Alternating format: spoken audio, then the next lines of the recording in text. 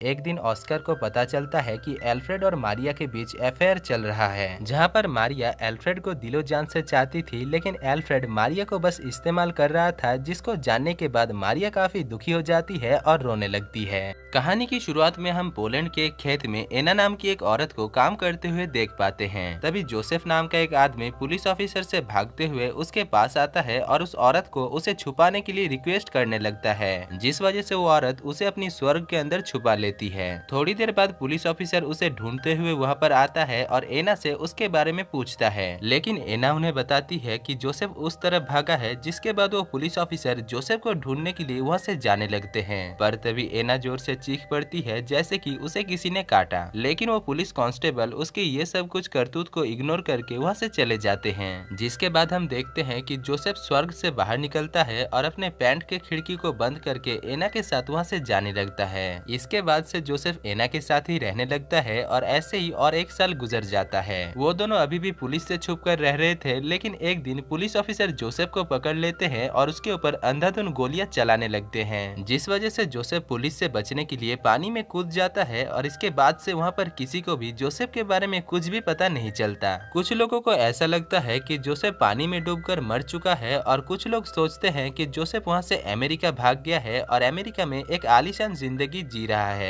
दूसरी तरफ एना काफी मुश्किलों का सामना कर रही थी और बाजार में फल और सब्जी बेचकर किसी तरीके से अपनी और अपनी बेटी का पेट पाल रही थी। इधर उसकी बेटी एग्नेस अपने कजन जॉन से प्यार करती थी, लेकिन उसकी शादी एक जर्मन शेफ एल्फ्रेड के साथ हुई थी, जिस वजह से कुछ ही दिनों के अंदर वो एक बच्चे को जन्म देती है, जिसका नाम वो ऑस्कर रखती है। अब पैदा होने के बाद ऑस्कर रोना बंद नहीं कर रहा था, जैसे कि वो पैदा होना ही नहीं चाहता, लेकिन एग्नेस जब उसे 3 साल की उम्र में एक ड्रम देने का वादा करती है, तभी वो रोना बंद कर देता है। इसके बाद ऐसे ही 3 साल गुजर जाता है और ऑस्कर के 3 साल के बर्थडे पार्टी में एग्नेस उसे एक ड्रम गिफ्ट करती है, जिसको पाकर ऑस्कर काफी खुश हो जाता है और उस ड्रम को बजाने लगता है। इसी दौरान ऑस्कर अपने बर्थडे पार्टी में बड़े लोगों को शराब पीते हुए देखकर उसके ऊपर बुरा प्रभाव पड़ता है और उसे बड़े लोगों के ऊपर घिन आ जाता है, जिस वजह से वो फैसला करता है कि वो कभी भी बड़ा नहीं होगा और वो हमेशा ऐसे ही छोटा बनकर रहेगा। इसीलिए वो एक कठोर प्रतिज्ञा लेता है और छत से कूद जाता है। उस दिन के बाद से ऑस्कर एक बच्चा ही रह जाता है और उसकी फिजिकल ग्रोथ भी बंद हो जाता है। वो अपने साथ हमेशा अपने फटे हुए ड्रम को रखता है और वो उस ड्रम को किसी को भी नहीं देता।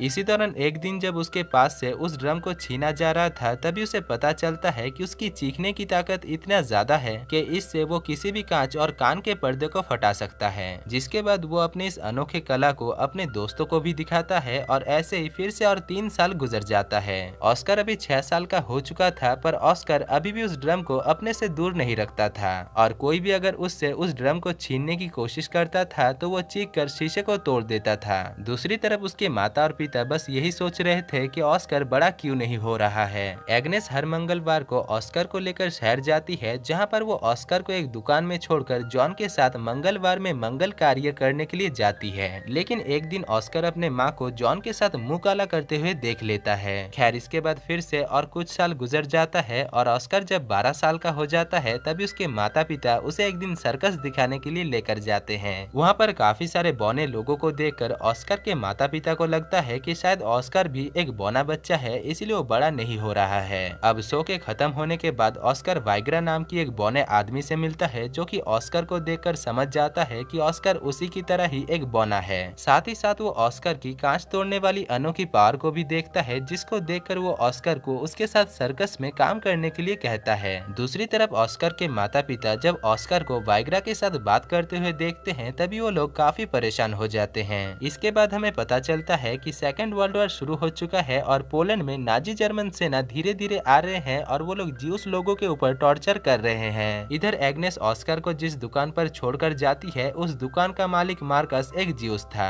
और वो एग्नेस को पसंद भी करता था, इसलिए वो एग्नेस को उसके साथ लंदन चलने के लिए कहता है, लेकिन एग्नेस उसके साथ जाने से मना कर देती है और अपने घर वापस आ जाती है। इसके बाद से एग्नेस ऑस्कर को लेकर काफी परेशान रहने लगती है और डिप्रेशन में ज्यादा से ज्यादा मछलियां खाने लगती है, जबकि मछली खाने से उसे सख्त एलर्जी थी। इसी दौरान हमें पता चलता है कि एग्नेस जॉन के बच्चे की मां बनने वाली है, लेकिन वो इस बच्चे को लेना नहीं चाहती है। दूसरी तरफ एल्फ्रेड को इससे कोई भी फर्क नहीं पड़ रहा था कि इसकी बीवी के गोदाम में किसका सामान है और वो बस एग्नेस को जिंदा रखना चाहता था। लेकिन एग्नेस इस बोझ को लेकर जिंदा नहीं रह पा रही थी, जिस वजह से कुछ ही दिनों तक ऐसे ही मछलियां खाने के बाद मछली खाने की वजह से उसकी मौत हो जाती है। उसके फ्यूनरल में मार्कस भी आता है, लेकिन नाजी जर्मन लोग उसे वहां से धक्के मारकर निकाल देते हैं क्योंकि वो एक ज्यूस था। थोड़ी देर बाद जब सभी लोग वहां से चले जाते हैं, तभी मार्कस एग्नेस के कब्र के पास आता है और एग्नेस को अपनी दिल की बात बताता है। इधर शहर में नाजी जर्मन लोग ज्यूस लोगों के ऊपर काफी अत्याचार कर रहे थे और वो लोग उनके घर और दुकान को जला देते हैं, जिस वजह से मार्कस भी डिप्रेशन में आकर जहर पीकर अपनी जान दे देता है। लेकिन मार्कस के मरने के साथ ही ऑस्कर के नए ड्रम पाने का सपना भी टूट जाता है, क्योंकि उस शहर में मार्कस इकलौता था जो ड्रम बनाता था। इसीलिए वो अपने पुराने ड्रम को ठीक करवाने के लिए जॉन के साथ जाता है और जॉन उसे अपने ऑफिस यानी पोस्ट ऑफिस लेकर जाता है।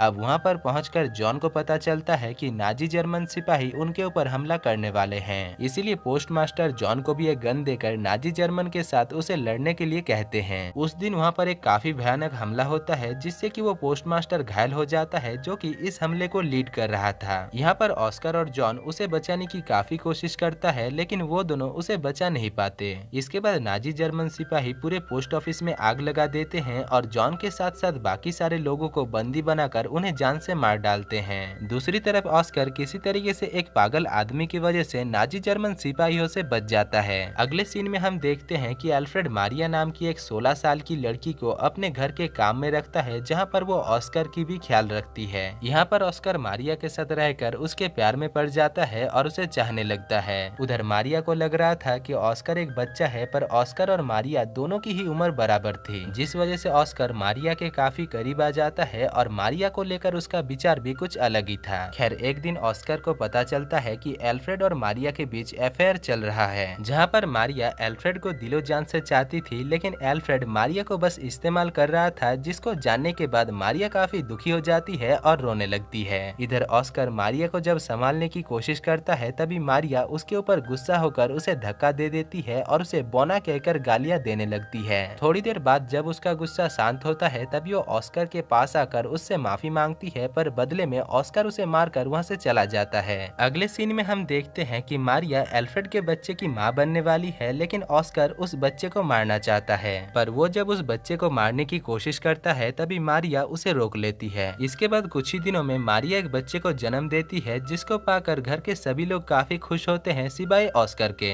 यहाँ पर हमें पता चलता है कि ऑस्कर को ऐसा लग रहा था कि वो बच्चा उसका है, इसीलिए वो उस बच्चे को काफी प्यार और दुलार देता है, जैसे कि वो उस बच्चे का पिता है। दूसरी तरफ ऑस्कर की पड़ोसन लीना अपने पति से खुश नहीं थी, क्योंकि उसका पति एक गे था और वो अपनी बीवी से ज्यादा नाजी जर्मन लड़कों के साथ वक्त गुजारता था। पर एक दिन जर्मन लोगों ने उसे नाजी जर्मन लड़कों के साथ गलत काम करते हुए देख लिया और सजा के तौर पर उसे जान से मार दिया गया। इधर ऑस्कर का दोस्त वाइग्रा सेकेंड वर्ल्ड वॉर के वक्त नाजी जर्मन सिपाहियों के लिए काम कर रहा था, इसीलिए वो ऑस्कर को भी उसके साथ काम करने के लिए पेरिस चलने के लिए कहता है, जिसके बाद से ऑस्कर वाइग्रा के साथ नाजी जर्मन लोगों को एंटरटेन करने का काम करने लगता है और इसी दौरान वो रोजलेती नाम की एक लड़की से प्यार भी करने लगता है, जो कि दरअसल उसी की तरह ही छोटा पैकेट और बड़ा धमाका थी। अब ऑस्कर की वहाँ पर काफी अच्छी तरीके से कट रही थी, लेकिन तभी एक दिन अमेरिकन सोल्जर उस जगह पर हमला करते हैं और इस हमले के चलते रोजलेती की राम नाम सत्य हो जाता है और ऑस्कर के पास से उसका इकलौता प्यार भी छिन जाता है। इसके बाद ऑस्कर फिर से अपने घर वापस आता है, जहाँ पर वो मारिया के 3 साल के बेटे को एक ड्रम गिफ्ट करता है, जैसे कि उसे बचपन में उसकी माँ ने दिया था। यहाँ पर मारिया ऑस्कर को पसंद नहीं कर रही थी और ऑस्कर के वापस आने पर उसे थोड़ा भी अच्छा नहीं लग रहा था, लेकिन एल्फ्रेड ऑस्कर के आने पर काफी खुश था, क्योंकि बाप तो बाप ही होता है। दूसरी तरफ शहर में चारों तरफ दंगे फसाद चल रही थी, क्योंकि इस वक्त सेकेंड वर्ल्ड वॉर काफी जोरों शोरों से चल रहा था और नाजी जर्मन सिपाही आम ज्यूस लोगों के ऊपर टॉर्चर करके उन्हें जान से मार रहे थे, जिस वजह से एल्फ्रेड अपने फैमिली के साथ साथ लीना को लेकर पूरा दिन बेसमेंट में छुपा रहता था और सिर्फ रात में ही खाने की तलाश में बाहर आता था। पर एक दिन कुछ नाजी जर्मन सिपाही उन लोगों को ढूंढते हुए बेसमेंट के अंदर आ जाता है और लीना के साथ जबरदस्ती करने लगता है। साथ ही साथ वो लोग एल्फ्रेड को भी उसका परिचय देने के लिए कहता है, लेकिन एल्फ्रेड उनसे झूठ कहता है और वो कहता है कि वो नाजी जर्मनी है। पर उन लोगों को एल्फ्रेड की बातों पर विश्वास नहीं होता और एल्फ्रेड के हुतिया हरकत करने पर वो लोग एल्फ्रेड को जान से मार डालते हैं। अगली सुबह मारियस नाम की एक ज्यूस आदमी एल्फ्रेड के दुकान पर आता है, जिसको उस जगह का नया मालिक बना दिया गया है। एल्फ्रेड के दुकान को अपने हाथ में लेने के बाद मारियस ने ही एल्फ्रेड के फ्यूनरल को संभाला, क्योंकि उसकी बीबी और बच्चे भी एक एक्सीडेंट में मर गए थे और वो अपने को खोने का दर्द जानता था। अब एल्फ्रेड के फ्यूनरल पर ऑस्कर को एहसास होता है कि वो पूरी तरीके से अनाथ है, इसलिए उसे फिर से बड़ा होना होगा,